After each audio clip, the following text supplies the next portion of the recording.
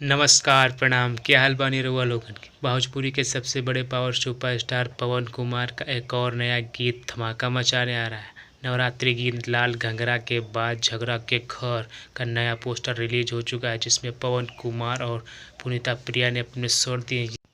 झगड़ा के घर नया गीत कब रिलीज होगा इसकी तो कोई डेट नहीं आई, लेकिन पोस्टर में साफ देखा जा सकता है कमिंग सून, यानी ये नया गीत छठ पूजा से पहले ही रिलीज कर दिया जाएगा। लाल घंघरा के बाद ये भी सॉन्ग धमाका मचाने के लिए तैयार है।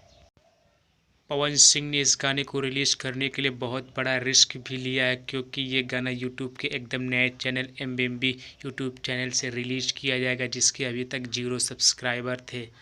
हालांकि ये गाना धमाका मचाने वाला, इसीलिए पवन कुमार को पूरा भरोसा है कि ये सॉन्ग धमाका ही मचाएगा। आप लोग भी इंतज़ार करिए पवन कुमार के सुपरस्टार धमाकेदार गाने का। और भोजपुरी जगत की सभी खबरों के लिए हमारे चैनल को सब्सक्राइब कर लीजिएगा।